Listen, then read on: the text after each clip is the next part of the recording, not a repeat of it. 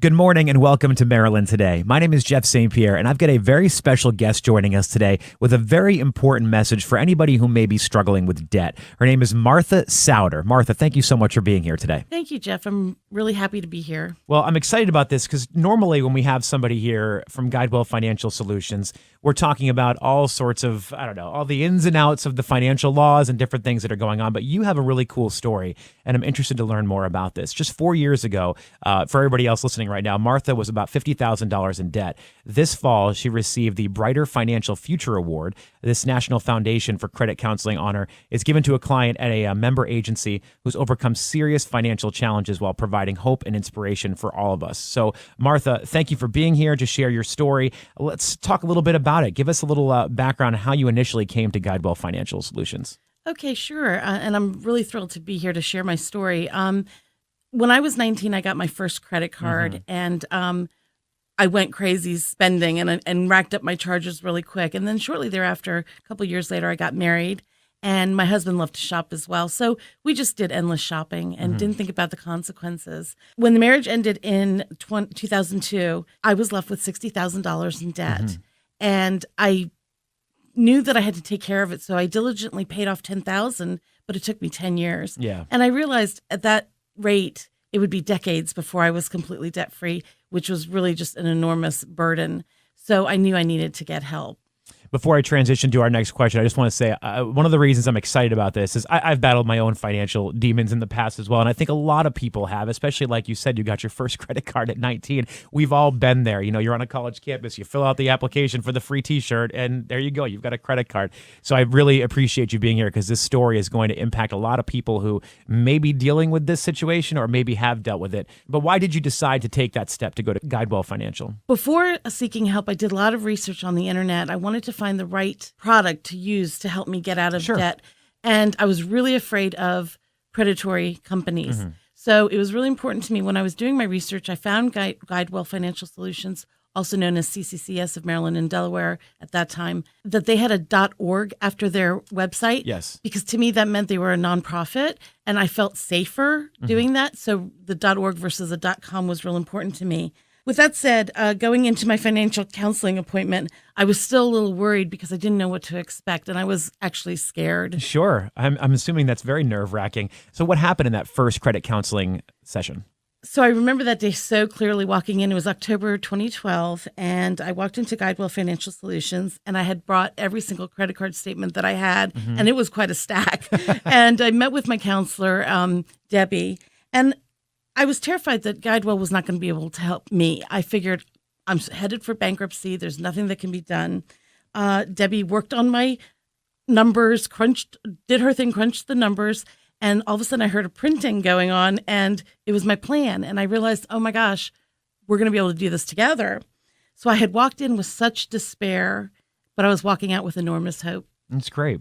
So what was it like participating in the agency's debt management program? My experience in the DMP was a positive and happy one, but it was still challenging and daunting. Having come from a charge now, pay it later lifestyle, I had to learn what it was like to live on cash. And I also had to learn how to budget and know exactly where my money was going. At first, I worried about handing over my payments, as you have to do in the program. You have to hand over your payments to the agency.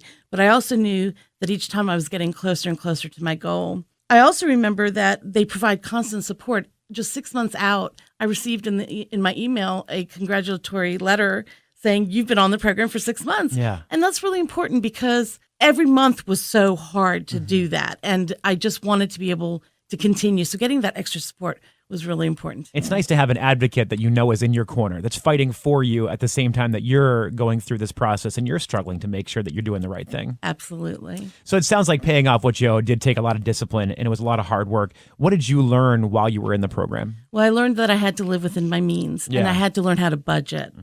I used to avoid doing my bills because I was always worried I had overspent, which then led to a lot of guilt, which then led to spending more. It's this endless cycle. Yes, it is. You know, you feel bad and shopping makes you feel good. So, but in the end, it really is, makes you feel worse. So it didn't help. Living on a cash-only basis made me more aware of where my money was going. And I knew that when the cash ran out, I was done shopping. Yeah. And I had to choose what was important to me to spend my hard-earned money on. It wasn't like I could just buy anything anymore. So I hear that congratulations are in order for you because you completed your debt management program last June. How did it feel to finally know that huge weight was not on your shoulders anymore? It was amazing, Jeff. It's a phenomenal feeling because I stuck to my goals and I knew that I could accomplish that great moment. It also made me more aware that I have a message to get out to people, which is really important. It's in my heart. I want your listeners to know that if they're struggling financially, they aren't alone. Help is out there. You just have to ask. Well, I think it's a great time to pause then and get out that contact information for Guidewell Financial because people listening are hearing your positive story from your experience with them. So let's go ahead and tell people how they can contact Guidewell Financial. So to set up a financial counseling appointment, you can call Guidewell at 1-800-642-2227. Their counselors are all certified, and you can get free confidential help at their offices or by phone, which is really important because some people can't make it into the office. I preferred the face-to-face contact. Listeners who want to know more about the services they offer can check the website as well at www.guidewellfs.org. There are also a lot of money management, education resources, and tools on the website. Well, Martha, your story is remarkable here, and I understand that this has also resulted in a new role for you. So how did you become a financial advocate? Well, like I said, it's like in my heart to help people now because I've been there. So this past year, Guidewell Financial was invited to take part in a press conference by the National Foundation for Credit Counseling. The purpose for the press conference was to unveil findings from a research study done by the Ohio State University. It found that clients who receive reputable credit counseling generally pay off more of their personal debt and improve their credit scores than for those people who do not seek out that help.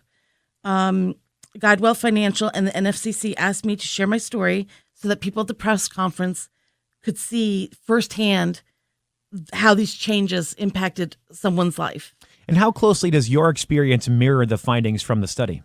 Participating in Guidewell Financial's debt management program made it possible for me to repay nearly $50,000 in just 3.5 years. It's amazing. It is amazing. I never, 4 years ago, I couldn't have imagined being in this position. My credit score has also increased from 545, which is pretty bad, which was where I was when I began the DMP, to I just checked yesterday and it's at 727. Nice. Congratulations. Thank you. You're on a roll here, but given the holidays are here, this is, I think, a good time to talk about how people that may be struggling or are looking to try to save some money or pay off debt, how they can still celebrate the holidays without breaking the bank. So now that you're living on a budget, how did you prepare for the holidays? Actually, for me, living on a budget makes it much easier to actually enjoy the holidays because I know exactly how much I've allotted to spend. And if I don't have the cash, I don't use the credit cards because I am not going back to that dark place. And you've already found the people in your life who can be like, yeah, I'm not going to give you a gift this year. I'm sorry. It's actually not quite that bad because for myself anyway, I come from a small family. And so we do exchange small gifts. Yeah. We don't spend a lot. Yeah. But we set a dollar limit, which is $25. And so one of my favorite words is plan.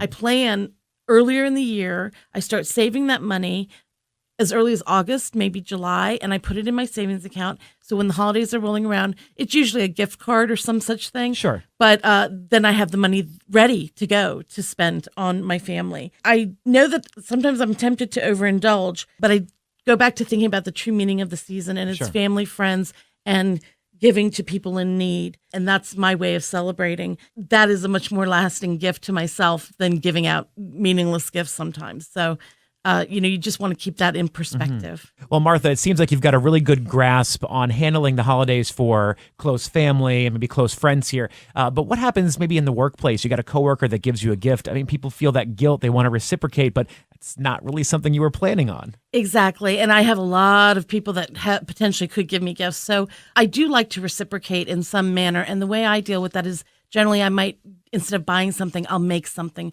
maybe homemade goodie. Oh, yeah. Like cookies or treats of that nature.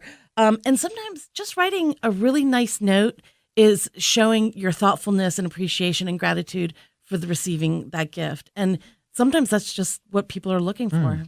There's a lot going on in the holiday season besides just giving gifts. So what tips do you have for listeners on limiting their holiday entertainment expenses? Yes. So one thing I like to do, and I even did this while I was on the DMP, I always allow myself to go to one special holiday show during the season, during the holiday season. What I do is I set a limit. So in other words, a lot of these shows are so expensive, being in the front row, it's $125. Well, I'll go with the $25 seat. Yeah, and absolutely. so many of these venues are so small, it's a good seat anyway. And I still get the pleasure and the meaningfulness of it anyway. So that's what I do for myself, and that's what I recommend for others. So how do you decorate on a budget and still keep it festive? Actually, this is one of my favorite things to talk about. People can't see it, but she just lit up here in the studio. Because church and holiday bazaars are a great place to find gifts.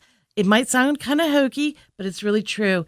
You can find really nice items and decorations for that matter, and they're selling it for 50 cents or $1. You just can't beat that. I was just at one this past weekend and found a multitude of great items. Flea markets and garage sales are also worth checking, like in the summertime, because they'll be selling Christmas decorations, for instance, but it's not Christmas time. So they're selling it for, again, 50 cents, $1. A beautiful tree you can get, for just a couple bucks. So that's a great way to save money. And it's, in great condition. I know my mom always goes out right after Christmas and immediately goes to stores and tries to buy everything that they're marking down because they're trying to get rid of it for the That's season. another great idea. And for me, it's the thrill of finding that special thing that, sticks with me. And anytime I take it out of the box for the season, then I'm like, I remember the joy of getting that for so cheap. And I do cherish that. Yeah. And it is okay to treat yourself. So if you saw something that is expensive, or, maybe beyond your normal budget, but again, my word for the day is plan for it, save money during the year, and you can get that special thing for yourself at the holidays. Yeah. And then if you plan for it, then you won't be too surprised when the bills start coming in in January in 2017. And that's an important point. I refuse to go through buyer's remorse in January anymore. That I have been able to avoid that for the last 3.5 years, and it's a wonderful feeling. Well, since we're talking about January here, Martha, what are your financial resolutions for the new year? Well, I am so excited for this new year because it's going to be my first year, having paid off the $50,000 of debt. So one of my biggest financial goals is to stay on track and continue to do the right things that I've been doing. And that's one of the biggest reasons I enrolled in Guidewell Financial Solutions financial coaching. It's really helping me to stay on track, to understand the reasons why I want to overspend. And I want to continue on building my credit score because I want to buy a house, and I know the credit score is very, very important. Sure. And I think people don't know that. I don't think they really realize how important it is to have a good credit score when you go to do some of these bigger purchases. So I am starting to save for my home, and that is one of the biggest hopes for me that I've had for a long time, and I plan to do that in a financially sound way. Well, Martha, it's been a pleasure chatting with you here, and I can totally see why you won the Brighter Financial Future Award. I also want to congratulate you on becoming a member of Guidewell Financial's board as well. I'm sure they're going to benefit from your passion, your perspective, and your personal story. Having lived through all of this, that makes it just that much more powerful to be able to relay that message. Do you have any final thoughts before we wrap things up here today? Yeah, if there are listeners out there struggling with debt, I just want them to know that help and hope is available. You just have to ask. You can call Guidewell Financial for an appointment at 1-800-642-2227 or learn about their services on their website at www.guidewellfs.org. With a plan in hand, it is possible to take control of your finances. That's the very best feeling you can have going into the new year, and it will be so worth it. Well, Martha Souder, congratulations on being debt-free. I'm sure it's an absolutely amazing feeling, and thank you so much for coming by today to talk with us. Thanks so much, Jeff. I really appreciate the time.